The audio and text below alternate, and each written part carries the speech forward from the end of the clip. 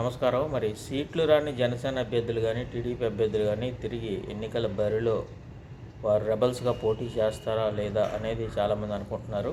ఇది పోటీ చేయడానికి ఎక్కువ అవకాశాలు ఉన్నాయి. దాన్ని బట్టే వైసీపీ గెలుస్తుందని చెప్పి వైసీపీ వర్గాలు అంటున్న నేపథ్యంలో మరి జనసేన అభ్యర్థులను రెచ్చగొట్టడానికి లేదా వారికి కొంత అమౌంట్ ఇచ్చి వారి ద్వారా మళ్ళీ తిరిగి పోటీ చేయించడానికి, లేదా టీడీపీకి సీటు ఇవ్వకపోతే ఆ సీటు రాని వ్యక్తికి రెచ్చగొట్టి వారిని డబ్బులు ఇచ్చి వారిని ప్రోత్సహించి ఏదో రకంగా ఎన్నికల బరిలో దించడానికి ప్రయత్నిస్తారనే ఊహాగానాలు వ్యక్తమవుతున్న సందర్భంలో మరి ఏ రకంగా ముందుకెళ్తారు, ఈ అంశంలో ఆ రెండు పార్టీలు జత కలిసి ఏ రకంగా ముందుకెళ్తాయి అనే అంశాన్ని మనం గమనించినట్టయితే, మామూలుగా అయితే సాధారణంగా సొంత పార్టీలో కూడా వేరు కుంపట్లనే ఉండడం సహజం.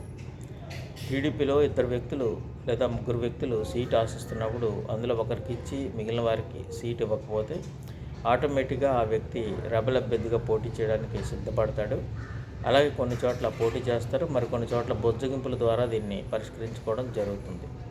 అయితే ఇక్కడ రెండు పార్టీలకు సంబంధించిన వ్యక్తులు పోటీ చేయడం వల్ల ఇద్దరూ కలిసి ఎంతమంది పోటీ చేస్తారు, కలిసి పోటీ చేయకుండా విడిగా మాకు ఎలాగైనా కూడా మేము గెలవడానికి అవకాశం ఉంది, మా సీట్లు మేము గెలిపించుకుంటాం, మేము ఒంటరిగా పోటీ చేసైనా గెలుస్తామని కొంతమంది ధీమాతో ఈ ఎన్నికల బరిలో దిగుతారు. అయితే ప్రస్తుతం మనం గమనించినట్టయితే ఒకటి వాస్తవం, చాలామంది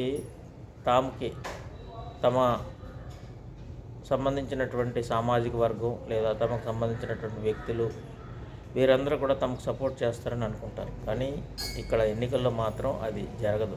సాధారణంగా ఎన్నికల్లో వచ్చేటప్పటికి రెండు బలమైన వర్గాలు పోటీ పడుతున్నప్పుడు ఆ రెండు వర్గాల మధ్య పోటీ సహజంగా ఉంటుంది. ఆ మూడో వ్యక్తి ఎంతటి వారైనప్పటికీ కూడా వారు ప్రభావాన్ని చూపలేరు. గతంలో కూడా మనం అనేక ఎన్నికల్లో మనం చూడగలిగినప్పుడు ఇండిపెండెంట్ అభ్యర్థులుగా అవతల వ్యక్తులు పోటీ చేసినప్పుడు, పార్టీ సింబల్ లేకుండా పోటీ చేసినప్పుడు సామాజిక ప్రజలు ఎవరూ కూడా దాన్ని హర్షించరు. ఏదైతే ఈ కూటమి ఉందో కూటమికి సపోర్ట్ చేసే వారందరూ కూడా కూటమికే సపోర్ట్ చేస్తారు. అంతే తప్ప వ్యక్తిగతంగా పోటీ చేసే వ్యక్తులను మాత్రం ఆదరించే అవకాశం లేదు. దాంతో ఈ ఓట్లు చీలే అవకాశం అనేది ఉండదు. అది ఏ పార్టీ అయినప్పటికీ. వైసీపీలో కూడా సీటు రాని వారు వేరు కుంపటి పెట్టుకుని వారు పోటీ చేయడానికి సిద్ధపడితే మాత్రం వారికి కూడా ఇదే సమస్య పరిష్కారం కాదు, ఈ సమస్య రాదు అనే అంశం కూడా మనం గమనించవచ్చు. ఇండిపెండెంట్లు గెలిచిన దాఖలాలు, రెబల్ అభ్యర్థులుగా కూడా ఇండిపెండెంట్గా గెలిచిన దాఖలాలు చాలా అరుదుగా ఉంటాయి.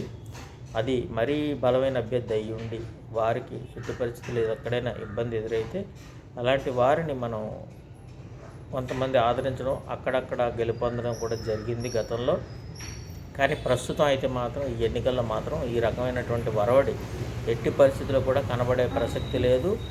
రెండు పార్టీలకు సంబంధించిన వ్యక్తులు విడివిడిగా పోటీ చేసినప్పటికీ కూడా ఆ పార్టీకి సంబంధించిన వ్యక్తిని గెలిపించడానికి మాత్రం ఎవరు కూడా ముందుకు రారు. ఎందుకంటే ముందు నుంచి జనసేనకు సంబంధించి ఒకటే పవన్ కళ్యాణ్ గారు చెప్తున్నారు, ఓటు చీలకుండా ఉండాలంటున్నప్పుడు ఆటోమేటిక్గా వారి నెట్వర్క్ ఏదైతే ఉందో, వారి కమిటీ ఏదైతే ఉందో వారందరూ కూడా అదే పద్ధతిలో ముందుకెళ్తారు తప్ప తిరిగి ఎవరైనా జనసేన అభ్యర్థి రెబల్ అభ్యర్థిగా పోటీ చేసినా లేకపోతే టీడీపీ అభ్యర్థి రెబల్ అభ్యర్థిగా పోటీ చేసినా వారికి గెలిపించే అవకాశం మాత్రం చాలా అరుదు, చాలా తక్కువ.